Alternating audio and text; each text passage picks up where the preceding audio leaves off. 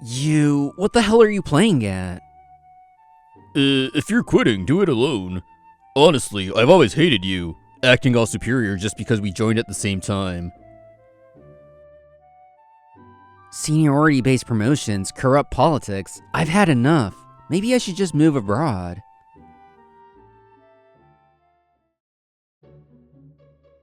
Seniority-based promotion can go to hell.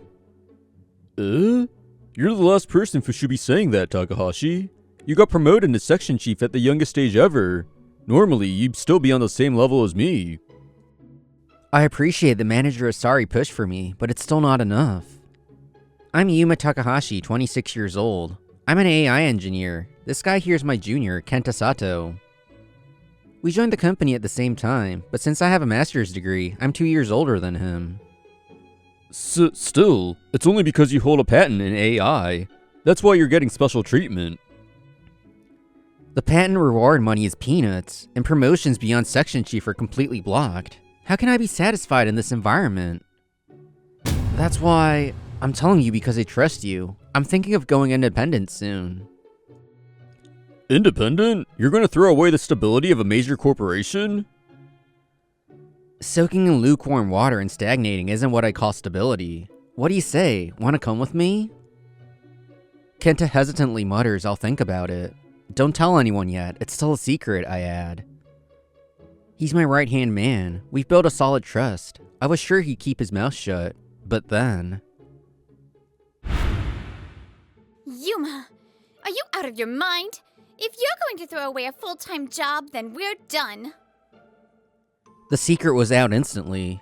My office romance partner, Misaki Nakamura, found out. I didn't even need to ask how. Sato was standing right behind her. What the hell are you playing at?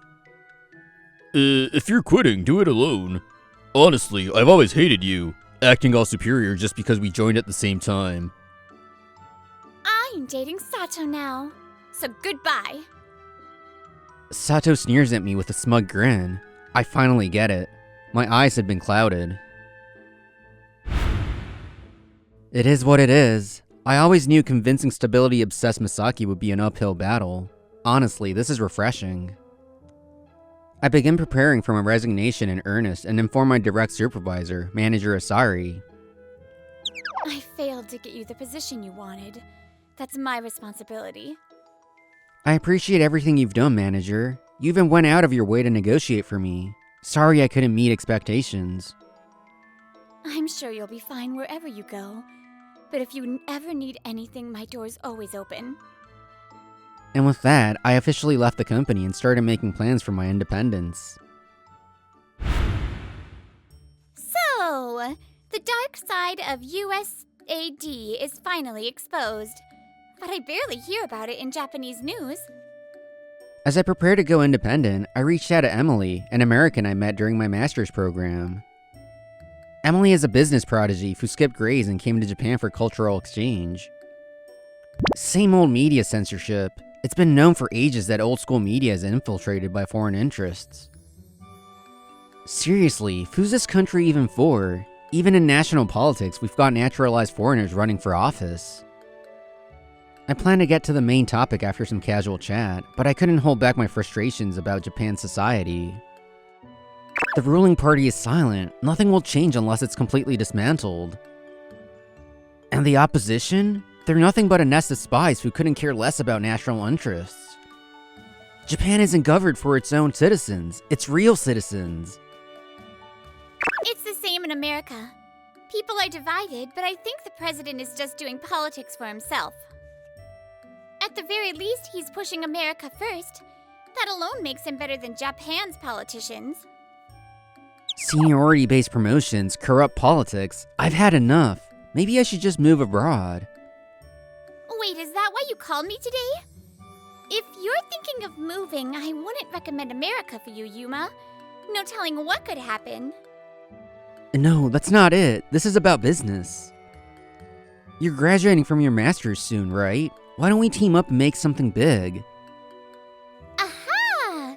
So you're finally pulling the trigger on that independence talk. Sure, my business degree will come in handy. So, Where are we setting up shop? Japan? America? Neither. How about Singapore? Oh, Singapore? Emily's eyes widened in surprise.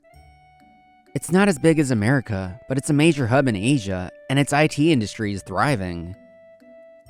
Plus, corporate tax is low, and the government has strong support for startups. Politically, it's stable under single-party dominance, and the security isn't bad either. It's a multilingual country, and while Singlish has its quirks, English is an official language, so we can manage. It's got strong ties to China, but they revised their free trade agreements to protect their own interests. They're not total pushovers. I've had my eye on Singapore for a while. This is a good opportunity. What do you say? You in? Sound interesting. But what about visas? I'll use my patents and my accepted paper at AAAI to get an enter pass. You're serious about this. Okay then. Will you apply for my employment? Yeah, let's change the world. After that, as planned, I used an immigration lawyer to obtain my enter pass and settled in Saragoon. Today was my first business meeting with Emily after her arrival. Why are we eating at an American diner after coming all the way to Singapore? Because places like this are rare in Japan. I was craving a taste of home. By the way, why Saragoon? If it's an IT startup, wouldn't Orchard Road or Bugis be the prime locations?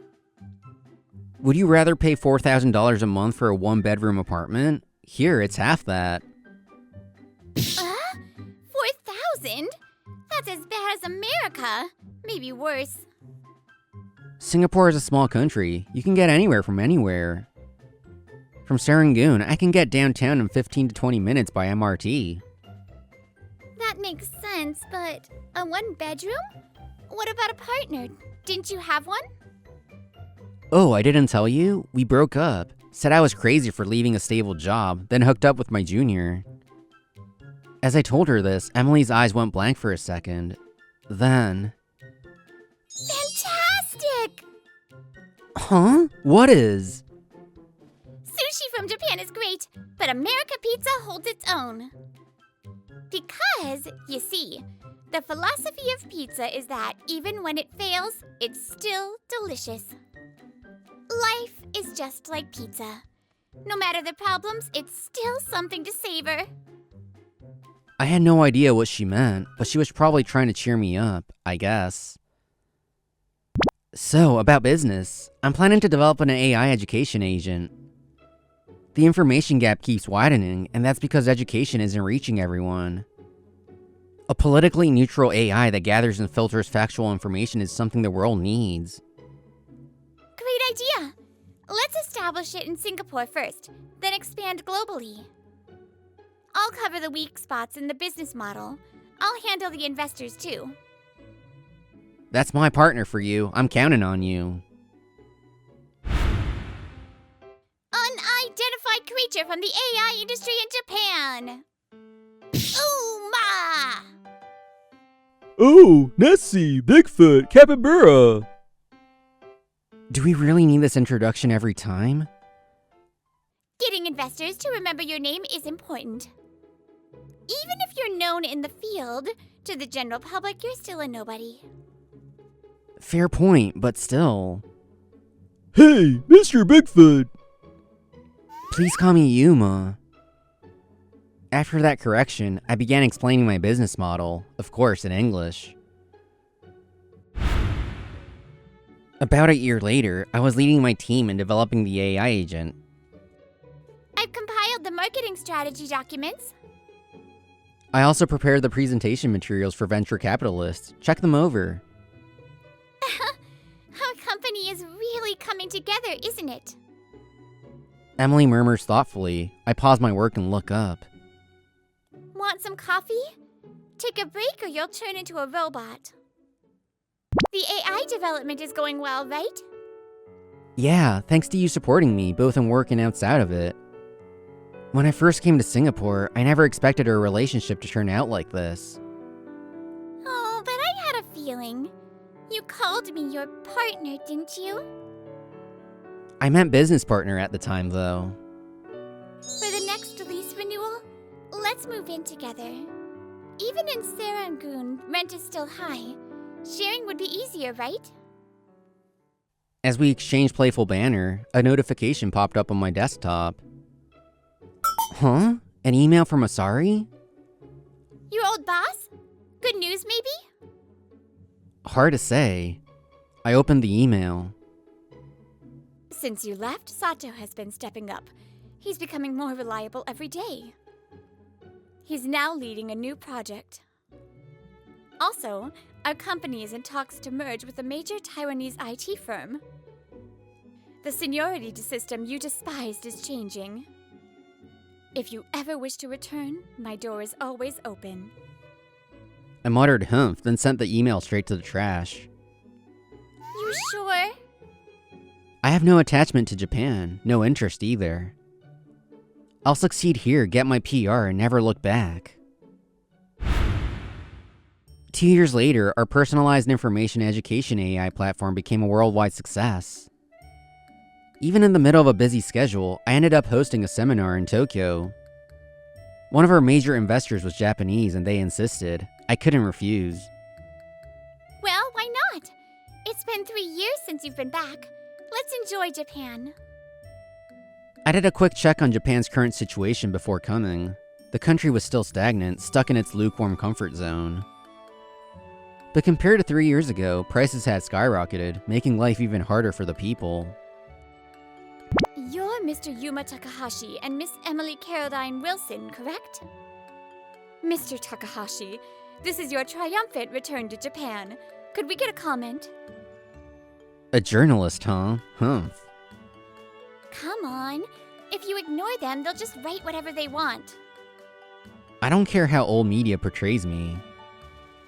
Honestly, Yuma, you're such a pain. Hi! Nice to meet you. Then, as scheduled, I held a seminar on the current state and future outlook of the AI business. Thanks to the materials Emily had prepared, the presentation went smoothly. It was neutral, perhaps even a little dull, but the audience's reaction was positive. Now we'll move on to the Q&A session. If you have a question, please raise your hand. The audience murmured lightly as hands began to go up here and there. I answered a few questions, offering safe, non-controversial responses, until I noticed something. That's Sato? So, he was too scared to ignore this and decided to show up, huh? Yuma! That journalist from the airport is here, look! Following Emily's whisper, I glanced over and saw the woman stretching her hand high. I wasn't entirely sure if she was the same journalist, but I figured this was as good as a chance as any and casually called on her. You, the woman in the middle row, please go ahead with your question. Thank you. I'm Kato from News Communication. This may not be directly related to the seminar topic, but... As soon as she said that, I had a feeling this was going to get interesting. It's been said that the AI service you developed resembles a certain app that was previously released in Japan. What are your thoughts on this? Thank you for your research. In fact, while researching Japan before my return, I first came across that domestically developed app. It was similar to my AI service, just slightly ahead of mine in release. Is this okay? If there's a pre-existing product, even if it's a coincidence, it could be bad.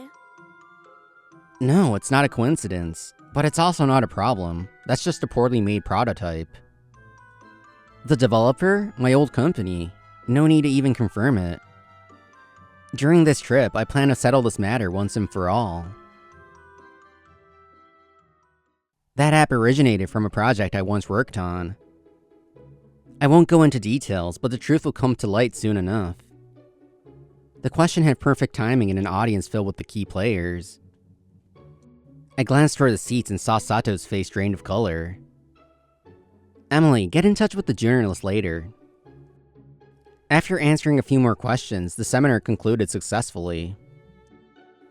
The attendees left in small groups, but one person was pushing against the flow, heading toward me, Sato.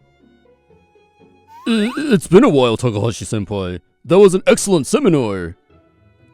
And your AI agent service, it's taken the world by storm, as expected from you. More importantly, don't you have something to say to me? I'm sorry. The project I launched was based on the research I did with you, senpai. Based on? You mean outright stolen? Ugh. Yes, that so-called prototype was Sato's doing. As my right-hand man back in the company, he had the ability to pull it off. You didn't expect me to succeed after going independent, did you? You thought you could get away with it. You underestimated me. No, that's not it. It's just, I hate roundabout talk. Get to the point. Please let this go. If this gets out, I won't be able to stay at the company. Not my problem.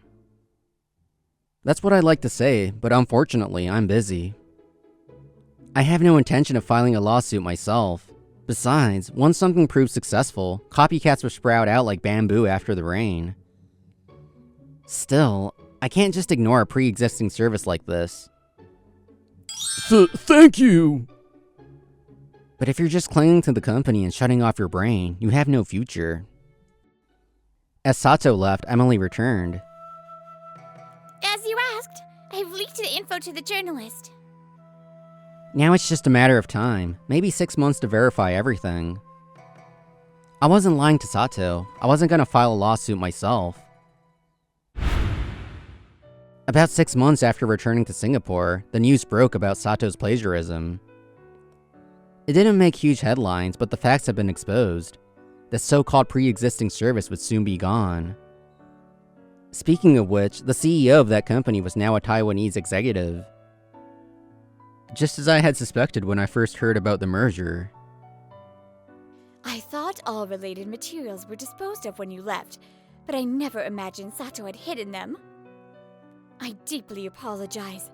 We will ensure this never happens again. That is what I would like to say, but it seems our company has no future left. A large-scale layoff is underway. The unprofitable AI department will likely be shut down. That's the official reason, but in reality, the Taiwanese CEO is openly prioritizing investment in their domestic AI industry. Leaving early was the right choice. I knew this was happening. People in Japan naively believe Taiwan is unconditionally pro-Japanese. The truth is far more pragmatic. No country would sacrifice its own interest for another. In reality, protecting national interests and citizens means making moves like this. The email ended with one last request. There is one last thing I'd like to discuss with you. Could we meet via video call? Strictly speaking, I had no obligation to listen. But Asari had supported me when I was promoted beyond the seniority system. One final request, huh? I connected to the video call using the contact details in the email. Can you hire the AI department members at your company? The members? What about you? It's time for me to step back, but they still have a future. Not everyone can act decisively like you. Of course, if you say you can't, I'll make sure to tell them to find another option. Understood. I can't take everyone, but I'll individually discuss with those who are interested. Thank you. That helps. I've already made the list, so I'll send it right away. A faint smile returns to Asari's face, and the video call ends. The list of job seekers that was sent did not include Sato's name. However, Misaki Nakamura, I'd almost forgotten. Seeing the name of an ex-lover on the list, a bitter feeling spreads in my chest. Later, I interviewed the candidates from Asari's list one by one. I never thought Yuma would be so loyal. I'm just open to hiring skilled engineers. Well, I'll let you say that. While I process a massive number of interviews, Emily chuckles as if she finds something amusing. Ignoring her halfway, I continue making hiring decisions until Nakamura's turn arrives. Yuma, I'm sorry. I wasn't thinking straight back then. Nakamura apologizes the moment she speaks. She looks slightly older than I remember. And I never imagined Kenta would steal your work. Nakamura, this is your interview. That's not relevant. No, let me say it. I broke up with Kenta. I had no idea he was that kind of person. I should have believed in you and followed you when you went independent. Can we start over now? This isn't a job interview for an ex-lover, you know. If it were, she wouldn't even pass the document screening. I looked into Singapore. It's a great place. I know we can make things work. Please give me a chance. I want to make it up to you, Yuma. Understood. I'll inform you of the results later. After finishing the interview with Nakamura, I immediately marked her as rejected. You actually took it seriously. I thought you wouldn't even bother. If she were capable, I'd consider hiring her. I need more hands to make this company bigger. But Nakamura? Not a chance. A chatbot would be more useful than her. With the closure of the former AI department, both Sato and Nakamura officially lost their jobs. Given the expose on Sato's plagiarism, he has no place left in the AI industry. He was competent in his own way, but, well, that's his own fault. Nakamura, who had been too comfortable in her bubble, no longer had the skills to compete, forcing her to job hunt at a lower level. I learned all this from from Satomi's update. But honestly, I was more interested in the photo of her smiling, surrounded by her grandchildren. Yuma, there's a new economic report from Japan. I know, inflation is rising again and real wages are dropping. From far across the sea, I silently watch my homeland crumble. At least you got your permanent residency here. You'll go for citizenship eventually, right? Citizenship. In Singapore, that means nationality. This country doesn't allow dual citizenship, neither does Japan. In other words, at some point, I'll have to make a choice. I'm glad you moved here instead of America. At least I don't have to worry that your proposal is just for a green card. So, when's the wedding? I'll leave that to you. Japanese people are humble after all. Oh, how cold. I'm glad you chose me, Yuma. Me too. At this point, I can't imagine my partner being anyone but you. We're partners in business, in love, and in life. If you stay passive, soaking in warm water, you won't realize when you've been boiled alive. That's why we must always think ahead and act for ourselves. Hello, Brittany here. Thank you so much for watching this episode. Make sure to like and subscribe, and I will see you next time. Bye!